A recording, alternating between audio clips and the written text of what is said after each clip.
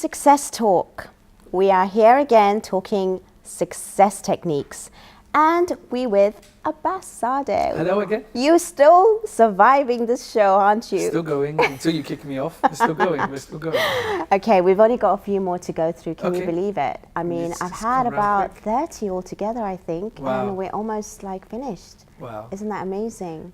It's been a good journey so It far. has been a good journey, but we've got a few more. And the first one is the certainty technique. Okay. So certainty about your task, your relationship, your goals, all within obviously your brand, your company, your product, everything. So be confident, be certain, be congruent, act, walk, talk, like as if, this is the real deal. This is genuine. The certainty, in a mindset of an entrepreneur, of someone who is in their high performance, in their peak, in that sort of level is so important. Certainty.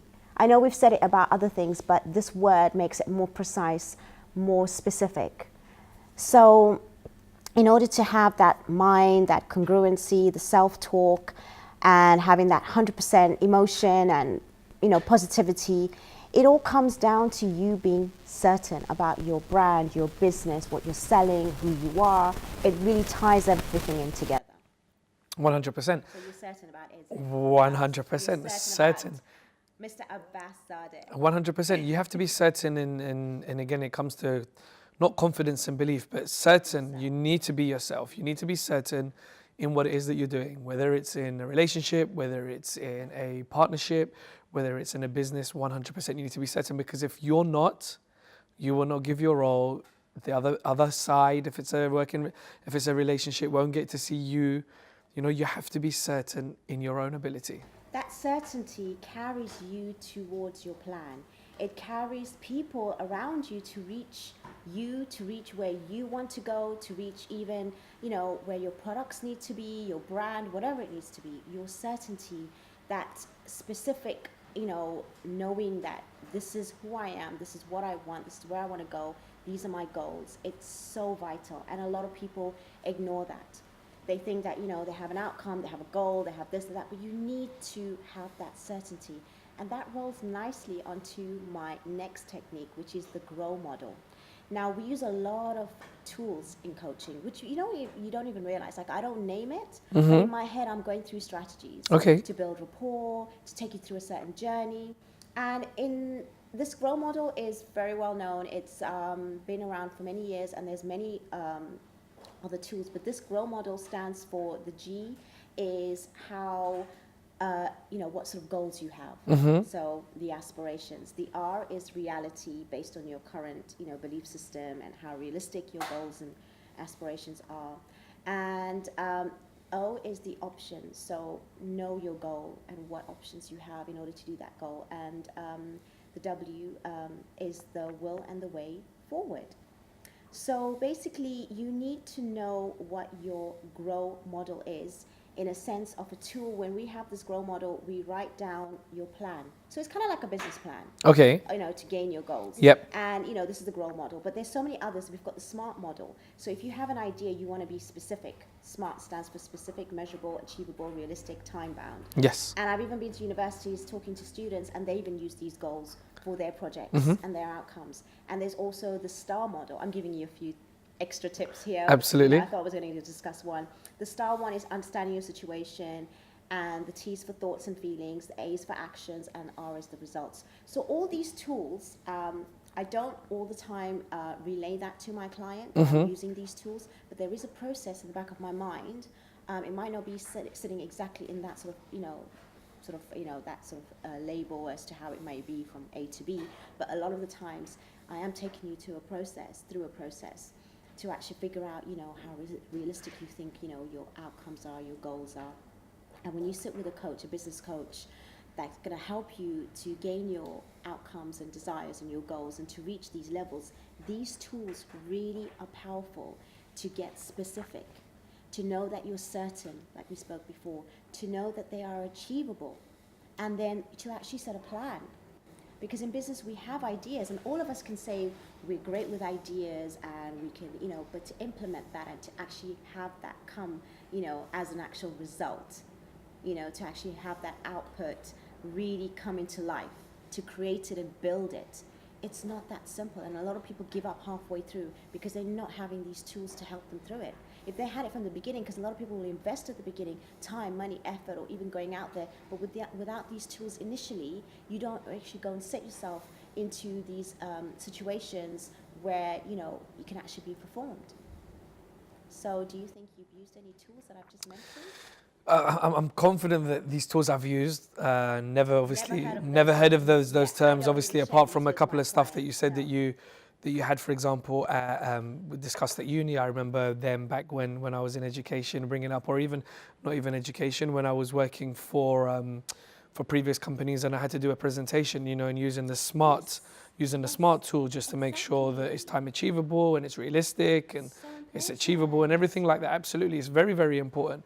But I think a lot of people, now that you've obviously drilled down into it, will potentially go, you know what, I subconsciously, I do all of this, but didn't know it was named this, didn't know it was a two different idea. Exactly. But it's all very important. I mean, that and every single technique that we've had when you put them together, hence why we're here talking about the top, you know, Performers, top yeah. performers. To be able to be there, you need to be able to consistently provide and do this to yourself and your own brain.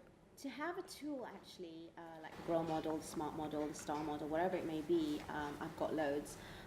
It really sets you into thinking outside the box. It really makes your ideas come to life, and it actually makes it very specific and realistic. And like I said, when people go out there investing or spending time, money, and effort, you know, trying to, you know, achieve something, without this in place, it can really, you know, either flop, or you can actually see a direction that you weren't expecting, and that can actually set you back. So it's very vital. And the next model, which we are going to be going through, technique, is the Disney method. And it's called the 3-step plan to get creative and innovative within your team, to make that dream a reality. So when you have an idea and you're sitting with your team, you have to be, so the 3-step plan is, firstly, is to take yourself in a different room to think and create and build. Now, these are techniques which is called the Disney model because it was actually from Walt Disney. Okay. Right? He actually has, used these techniques when he wants to create and innovate. And he's like, you know, when I have an idea, you know, is it the right idea? Is it the best idea? So he will take his team or himself out of, you know, where he normally sits in his boardroom or in, you know, whichever place he is, and go to a different environment. And, you know, have a different feeling, have a different thought even. And a lot of the times we are limited by our beliefs because we think it's only going to happen and it only can happen this way.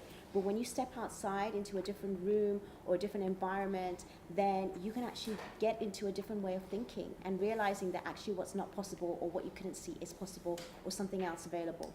And then the other step is zone out the task at hand, because a lot of times, even though we need to be specific, it's also looking at it from a wider perspective and looking at it from how other people might see it and looking at a big picture.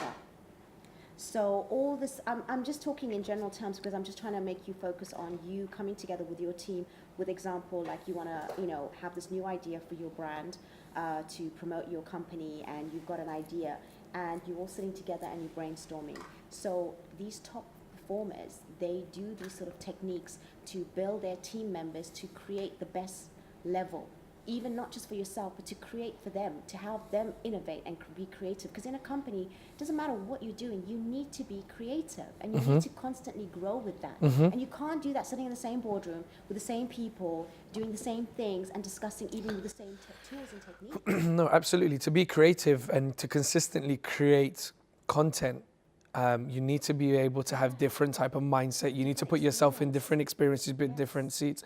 You know, sometimes, and you see it, I remember I'm in my office now because of AZ Lux. I mean, we're not have a huge offices and stuff. But in my previous company that I used to work for, the office space that we had was huge. So sometimes I used to pick myself up, get out my office and go downstairs and just walk in the car park, looking at all the cars, you know. You see, you're doing this already. Yeah, so you're doing all of that, and then it helps you change because you're out of your normal comfort zone. You're out of where you're normally doing. God, see, you're doing the Disney method. Yeah. And sometimes you, rather than taking your team into a boardroom to be able to have that meeting, you know, you bring everybody around a normal table. And you just sit down together, and sometimes you bring the food in and you bring drinks in and you make it a little bit, because then something clicks. You know, it sounds it might sound silly, but the fact that this time we might have put food on the table, we put drinks here, or we've got a brand. Like, for example, the one thing that everybody always talks about is brand. Coca-Cola. Why do Coca-Cola need to brand? They've been going for so long, but then they're the biggest brand out there and they spend so much because they're still continuing. And sometimes it's an icebreaker and it's a conversation starter because we've got food on the table, there's a Coca-Cola bottle there or a can there, someone goes, why do Coca-Cola do it? Then it springs off ideas. If you're always in a boardroom and you're always around the same table, the same thing, you're going to struggle. Absolutely. You have to be able to change. And like I say, sometimes I come out of my office, I go for a little walk down in the car park, I look at the cars and I look around and I think, what can we do next? What can we do differently? How can we sell this now? You know, and that's how you build up different techniques. Well, the third step was to be a dreamer and dream big, than just to be a realist, and also criticize and question yourself and explore your goals. So really be your own critique, sort of like really, sort of like as much as you're dreaming big, sometimes to be unrealistic as well. When you, like I said, you think the impossible and then you step back and think, well, if I was to go there, because there's another tool that I use, like if someone says, for example, I want to have a retreat, as a coach, and I want to do this retreat. So then I take them to that place, there's steps, and I'll even put footsteps, there's 10 steps. So at the end is your retreat. Mm-hmm. And they stand there and I'm like, yeah, you are in your retreat. Now take a step back. Before you went there, what did you do? And then before that, what was your plan? And then before that, what was your plan? So you work your way backwards and you come back to where you are and you realize, actually, I can go there. Because I was able to take these steps. Yeah, but then you work backwards because then, sometimes it's hard because when you think you're walking up to that mountain, it's really tough. Yep. But when you're already at that mountain and you're thinking, okay, it's possible, then you just realize and you kind of processes and, this is where I'm going to go. Physiology, taking yourself and your body and your mind out of these things is not just your thought process, but physically. Mm-hmm. It's so important physically to actually move yourself. We are so lazy and comfortable in our warm, cozy offices. Exactly that. You have to be able to take yourself out that comfort zone, push yourself to be able to achieve that next level, and that's how you become the high performer. Absolutely. And these are great techniques, by the way. Yep. And they really, really work. And if you want to be constantly positive and constantly motivated and driven, then, you got to put yourself in places you wouldn't go. Talk to people, like you said, that you wouldn't talk to. Sit in companies and, different places, or even just watch. Look around you instead of always being on your phone, which is very, they even say the amount of books you can actually read with the amount of time that you spend on social media would be incredible. You could probably read a book a week. Seriously. You probably could. In the time that you're spending on just like, okay, I understand you use it for good things, but just searching or looking at someone else's Instagram or Snap or whatever it is, all those minutes add up. You could have read a book in a week. And imagine how much new information that's given to you. So take that on board and really work yourself. And, these techniques are very basic, but at the same time, to do it is not easy. And It does take practice. It does take time. Having a coach helps. Absolutely. Especially when you want to really focus on the plan and the tools and the extra advice. Brainstorming advice from both sides that's going to give you that mindset to move forward. And I think that hopefully that this will help individuals to really step out and gain what they really want, because we want happiness, we want fulfillment. It's not going to come when you have this mediocre, average, mundane, Groundhog Day life. It really doesn't, because we adapt, as you know. And we spoke about that in the previous series when I said that people think that if they can have this mediocre outlook on life and they half-heartedly do something, they still expect to get great results. Unless you put in 110%, you're not going to get 110% back. If you put in 50%, you're not going to get 100% back. And as a business owner, I know, for example, that if I'm only going to put 50% in, my staff are only going to think, well, if he's the leader, if he's leading us like this, well, we're going to have to go the same way. Perfect example is you sitting here, right? You never thought you're going to be in a talk show. And a lot of people have asked you for advice, have asked you for your techniques. And I thought we sat together, we spoke about it, and you said, I'll support you and I'll help you. And I said, at the same time, you're going to be giving all this information that most people have been DMing you, asking you, and giving, wanting to know your techniques, your strategies alongside me. So there you go. You put yourself out of your comfort zone. It's not easy for most people to even have this public speaking and put yourself out there, be vulnerable. You do what you do, but this is the first time you're doing something in this sort of, light. So you yourself is an example, not just for your business, but even while you're there on that peak that you may be, or even though you want to grow slightly more, but you're still striving. This is it. We are now still doing what we need to do, and we're not stopping. We're not going to sit there in the bank thinking this is the amount we have, this is what we need, it's fine. Absolutely not. I mean, because we spoke about, again, we spoke about this because even the highest performer, even the most wealthiest man or woman or any individual who have got somewhere, I promise you this, they're sat there and they're going, what next? What can I do now? Where can I go? I mean, you look at companies like, for example, Virgin. They started off with mobile phone and then TV and then broadband and then airlines, and then now they're doing like holidays and, EasyJet. There's Easy Bus now. There's Easy Gym. Sorry? Is there going to be a movie out? There'll be a movie coming out soon for AZ Lux. But you always have the aspiration and inspiration to grow bigger and do. And you need to have these techniques to be able to get yourself there. And me, I will continue until you get bored of me and tell me I'm not coaching you no more. I will continue to have my coach, because for me, it's helped me a lot. And sometimes when you talk about these stuff, I realize that I'm subconsciously doing this stuff. But now, if I know about them and I start thinking about them more, so it will make life a lot easier. The journey for you has been another learning and another growth. Oh, 110%. But for me as well, to be fair. 110%. You have a different perspective. And it's nice to learn from each other, and that's the best way to And I hope the viewers that are watching, it's something that they'll be able to take away and something that they'll be able to adapt, something they can try. And we said it in previous episodes that, only it tells us, sources tell us that potentially could only be 3% that will go away and do something about wanting to make change and about being a top performer. But we're hoping for more, because there's nothing wrong with being able to help push other people to be able to succeed, to get somewhere. Build up that healthy competition, have people around you that are also top performers. Because I tell you one thing, when you mix with other top performers, your game will never drop. Absolutely. Your game will continue to grow. You will continue wanting to be a top performer, and even better because you think, oh my God, somebody that I helped maybe, or somebody that asked me for advice, I gave them. They're going somewhere, and I'm the one that gave them that advice. I need to make sure that I don't stop.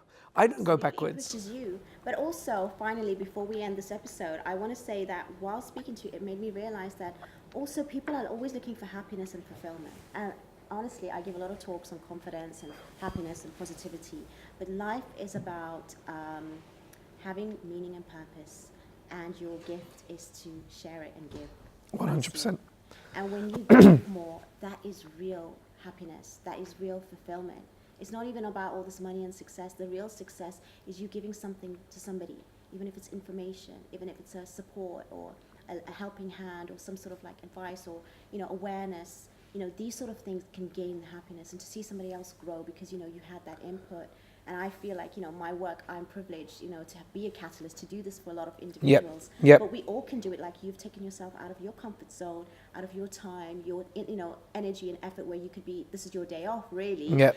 But you're coming here and you're still striving and you want to share, and you've had lots of people come to you asking for your advice and, how, and share your experience. And through this, you're doing it on a wider scale. So it's amazing, and I really do thank you for that. My absolute pleasure. And I will be back with Abbass for the next episode, and we will be hopefully talking about more success techniques, and we will be sharing more tips. Thank you very much for watching.